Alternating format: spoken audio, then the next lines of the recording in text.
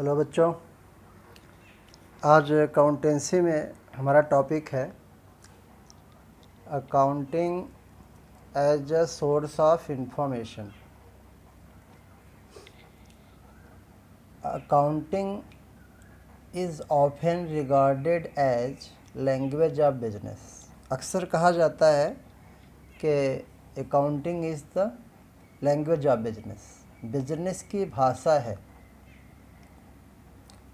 तो लैंग्वेज का जो मेन एम क्या है? लैंग्वेज का मेन एम है to serve as a means of communication. Communication का साधन है, इंफॉर्मेशन देने का एक साधन है, जरिया है। कोई भी लैंग्वेज हो उसका यूज़ किस लिए होता है? इंफॉर्मेशन देने के लिए, जानकारी देने के लिए। तो अकाउंटिंग भी यही काम करता है। अकाउंटिंग कम्युनिकेट करता है। हम लोग डेफिनेशन पढ़े थे, फीचर्स पढ़े थे, उसमें कम्युनिकेशन वर्ड आया था। तो अकाउंटिंग क्या कम्युनिकेट करता है? The result of business activity. Business में जो भी एक्टिविटीज़ होती हैं, ट्रांजैक्शंस होते हैं, उनका रिजल्ट। तो रिजल्ट क्या होता है? प्रॉफिट लॉस होता है और फाइनेंशियल पोजीशन होता है। बिजनेस का अगर रिजल्ट देखा जाए तो मेन दो बातें होती हैं, प्रॉफिट लॉस और फाइनेंशियल पोजीशन। और ये इन्फॉर्मेशन किसको चाहिए? तो बहुत से लोग होते हैं जो इंटरेस्टेड होते हैं बिजनेस में, जैसे मैनेजमेंट। मैनेजमेंट उन लोगों का ग्रुप होता है जिनके रिस्पॉन्सिबिलिटी है कि बिजनेस को चलाना, उनको मैनेज करना, बिजनेस के लिए प्लानिंग करना, बिजनेस के लिए बिजनेस में ऑर्गेनाइजिंग करना, बिजनेस को डायरेक्ट करना, बिजनेस को कंट्रोल करना। तो उन लोगों को जानकारी चाहिए। ओनर्स को चाहिए। ओनर्स कौन? ओनर्स वो होते हैं जो बिजनेस में कैपिटल इन्वेस्ट करते हैं, पैसे लगाते हैं और रिस्क बियर करते हैं। लॉस होगा तो भी वो बियर करेंगे, प्रॉफिट होगा तो वो लेंगे, उनका प्रॉफिट। तो ओनर्स की मेन यही पहचान होती है। 3 पहचान है ओनर्स की बेसिक। एक तो वो पैसे बिजनेस में देते हैं, कैपिटल के रूप में देते हैं, मीन्स वो वापस नहीं लेंगे जब तक बिजनेस चलेगा, तो वो ओनर हुए। दूसरा, प्रॉफिट में उनका राइट है, प्रॉफिट लेंगे वो, क्योंकि वो रिस्क ले रहे हैं। लॉस भी तो होता है बिजनेस में, वो रिस्क भी ले रहे हैं, प्रॉफिट लेंगे। और मैनेजमेंट में इंटरफियर कर सकते हैं। 3 पहचान है ओनर्स की बेसिक। और इन्वेस्टर्स होते हैं। इन्वेस्टर्स वो लोग होते हैं, वो ओनर की ही तरह होते हैं, इनफैक्ट ओनर ही होते हैं। इन्वेस्ट जो पैसा करते हैं किसी बिजनेस में प्रॉफिट के अर्न करने के लिए, तो ओनर्स और इन्वेस्टर्स सिमिलर होते हैं। क्रेडिटर्स, क्रेडिटर जिनसे बिजनेस में उधार पे सामान लिया जाता है, पैसे लिए जाते हैं या सामान लिया जाता है या सर्विस लिया जाता है, तो उनको भी बिजनेस में इंटरेस्ट होता है, बिजनेस के इंफॉर्मेशन में। इनफैक्ट लेंडर्स, लेंडर भी वही है, क्रेडिटर और लेंडर में ज़्यादा डिफरेंस नहीं है। तो जिनसे उधार पे सामान या पैसे लिए जाते हैं वो क्रेडिटर होते हैं, लेंडर होते हैं। और गवर्नमेंट, और भी बहुत सारे लोग होते हैं। मेन बताया गया कि ये गवर्नमेंट को भी इंटरेस्ट होता है, क्योंकि गवर्नमेंट का काम है कंट्री की इकोनॉमी को मैनेज करना। तो बहुत सारे इंडस्ट्रीज़ हैं कंट्री में, बिजनेस हैं, तो उनको भी गवर्नमेंट में इंटरेस्ट रखती है। उनको टैक्स लगाने के लिए, उनको कंसेशन देने के लिए, सब्सिडी देने के लिए, और कंट्री का ओवरऑल डेवलपमेंट गवर्नमेंट की रिस्पॉन्सिबिलिटी होती है, इसलिए गवर्नमेंट का भी इंटरेस्ट होता है बिजनेस में। तो इस तरह से कुछ लोग होते हैं जिनको इन्फॉर्मेशन चाहिए, तो और बिजनेस से रिलेटेड इन्फॉर्मेशन चाहिए। तो अकाउंटिंग जो है ये हेल्प करते, इन्फॉर्मेशन देता है इन लोगों को, इसीलिए कहा जाता है accounting as a source of information. क्योंकि बिजनेस के बारे में कोई भी इन्फॉर्मेशन चाहिए, स्पेशली जो फाइनेंशियल कम्युनिकेशन है, मॉनेटरी फैक्ट्स हैं, उनके बारे में इंफॉर्मेशन देता है अकाउंटिंग। इसलिए अकाउंटिंग कहा जाता है, accounting is the language of business, accounting is a source of information is. हाँ, तो अब यहाँ पे कुछ बताए गए कि कौन कौन से लोग हैं जो बिज़नेस के इंफॉर्मेशन में इंटरेस्ट रखते हैं। जैसे बताया मैनेजमेंट, इन्वेस्टर्स, ओनर्स। तो इसको हम डिटेल में पढ़ते हैं कि और कौन कौन से लोग हैं और उनकी नीड क्या है। तो ये हमारा है, इसी से रिलेटेड है ये heading, users of accounting information. एक कौन कौन से लोग हैं जो अकाउंटिंग से इंफॉर्मेशन चाहिए और उसको वो यूज करते हैं इंफॉर्मेशन को डिसीजन लेने के लिए, प्लानिंग के लिए, और उनकी ज़रूरतें क्या हैं, उनको किस लिए इंफॉर्मेशन चाहिए अकाउंटिंग से। या इसी को हम दूसरे वर्ड्स में बोल सकते हैं, इसी हेडिंग को, parties interested in accounting information. वो कौन कौन से पार्टीज़ हैं, मीन्स वही लोग हैं जैसे मैनेजमेंट, इन्वेस्टर, क्रेडिटर, लेंडर जो ऊपर बताया यहाँ पे, वो कौन कौन से लोग हैं। तो इसमें बताया कि accounting information is used by various group of people. Accounting की इन्फॉर्मेशन को बहुत सारे लोगों द्वारा, बहुत सारे लोगों के ग्रुप द्वारा यूज किया जाता है। Who have contact with the business enterprise, जिसका बिजनेस इंटरप्राइज से कुछ कंटैक्ट होगा, कोई न कोई इंटरेस्ट होगा, उन्हीं को इन्फॉर्मेशन चाहिए। और क्यों चाहिए? They use accounting information in order to satisfy some of their varied needs for information. उनको इन्फॉर्मेशन चाहिए, उनको इन्फॉर्मेशन की नीड है, ज़रूरत है, इसलिए उनको इन्फॉर्मेशन चाहिए। तो इसको जितने भी यूज़र्स हैं अकाउंटिंग इन्फॉर्मेशन के, या जो इंटरेस्टेड लोग हैं अकाउंटिंग इन्फॉर्मेशन में, तो उनको दो कैटेगरी में डिवाइड किया जाता है, internal user and external user. These users में be classified into two groups. जितने भी अकाउंटिंग के यूजर्स हैं उनकी दो ग्रुप्स, दो कैटेगरी हुई, इंटरनल एंड एक्सटर्नल। इंटरनल कौन होते हैं? इंटरनल मीन्स क्या, जो अंदर के लोग होते हैं, और एक्सटर्नल जो बाहरी लोग होते हैं। तो आज हम इंटरनल यूजर के बारे में पढ़ेंगे, एक्सटर्नल के बारे में हम नेक्स्ट क्लास में पढ़ेंगे। अभी इंटरनल यूजर के बारे में हम बात करेंगे। तो इंटरनल यूजर्स कौन कौन होते हैं यहाँ देखते हैं। Internal users are the persons. Internal users वो पर्सन्स होते हैं, किसके यूजर? अकाउंटिंग इन्फॉर्मेशन की।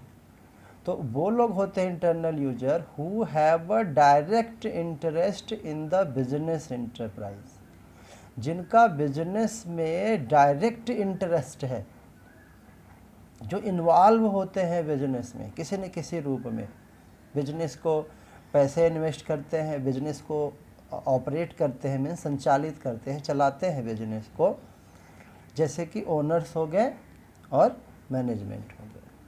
ओनर्स और मैनेजमेंट इंटरनल यूजर हैं। क्यों इंटरनल यूजर है? ओनर्स का अपना खुद का पैसा लगा होता है घर से, इसलिए वो इंटरनल माने जाएंगे, इंटरनल हुए। मैनेजमेंट के लोग तो होंगे ही, क्योंकि उन्हीं को ऊपर जिम्मेदारी है, मैनेजमेंट के ऊपर ही रिस्पॉन्सिबिलिटी है कि वो बिज़नेस को चलाएं, सारी रिस्पॉन्सिबिलिटी मैनेजमेंट की होती है। तो ये इंटरनल यूजर्स में आते हैं। कौन कौन आते हैं इंटरनल यूजर में? Owners and management. कभी कभी सिंगल ओनर होता है, सोल प्रोप्राइटरशिप, बिजनेस में वो टॉपिक है, पढ़ेंगे। और कहीं कहीं ज़्यादा ओनर्स होते हैं, जैसे बड़ी कंपनी है तो बहुत सारे लोग उसमें पैसे इन्वेस्ट करते हैं। और मैनेजमेंट। तो ओनर्स, तो हम जानते हैं कि ओनर्स को इन्फॉर्मेशन क्यों चाहिए अकाउंटिंग से। तो ओनर्स आर प्रेजेंट इन्वेस्टर्स भी कहते हैं, जो जिन्होंने पैसा लगाया है ऑलरेडी बिजनेस के अंदर। वो क्या करते हैं? Contribute capital in the business.